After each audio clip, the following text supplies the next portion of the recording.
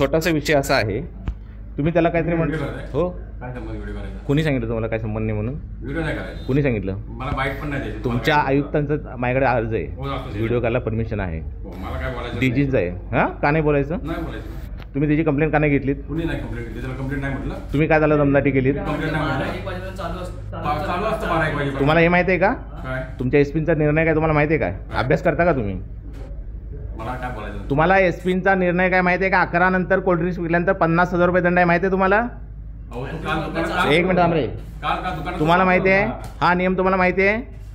Police म्हणून काम करताना तुम्हाला हा नियम माहिती आहे का? मला तुमच्याशी बोलायचं नाही. मला तुमच्याशी बोलायला लागेल. नाही, मला बोलायचं. तुम्ही आमचे नोकर आहात, मी इथं काम करतो. तुम्ही मालक नाही आहात, हे लक्षात ठेवायचं. तुमच्याशी बोलतो. मी तुम्ही मालक नाही आहात, तुम्ही नोकर आहात. आमच्या टॅक्सच्या पैशातून तुमचा पगार होतो, माहिती आहे तुम्हाला? मग तुम्ही कसे दमदाटी करता? आम्ही दमदाटी केली. का त्याला तुम्ही बोललात? मी काय बोललो? कंप्लेंट घेणार नाही काय बोललात? काय बोललोय? तुला काय करायचं काय बोललात? तुमचं काम लोकांशी कसं बोलायचं आहे? प्रेमानं बोलायचं आहे. तो लहान मुलगा आहे ना, तो कंप्लेंट करायला आलाय. तुम्ही का दमदाटी केली त्याला? दमदाटी केली. त्याला काय सांगितलं? तुला काय करायचं आहे? जा तिकडे, तू कशाला हे करतोस कंप्लेंट? काय बोलतो? अरे तू दुकान उघड आहे 12 वाजे. तुम्ही काय त्याची बाजू घ्यायला आलाय तिकडे? तुम्हाला काय पगार देतो तो? काय संबंध आहे पगार? मग तुम्ही त्याची बाजू कशी घेताय? मी नाही माझी जास्त वाद घालायचा. तुम्ही वाद नाही घालायचा. मी मालक आहे तुमचा, मी मालक आहे, मी चौकशी करतो. मी मालक आहे. ते टॅक्स माझ्या टॅक्सच्या पैशातून तुमचा पगार होतोय. तुम्ही का नाही कंप्लेंट घेतली?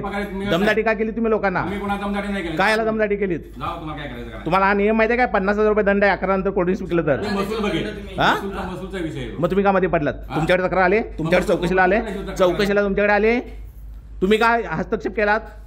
तुमच्याकडे अर्ज दिलाय साहेबांनी, PSI ने चौकशीसाठी, तुम्ही मध्ये हस्तक्षेप का केलात? काय तुमचा याच्यामध्ये फायदा आहे? मी मला जास्त प्रेशराईज करायचं नाही सांगतो. कोण तुम्ही प्रेशराईज करताय आम्हाला?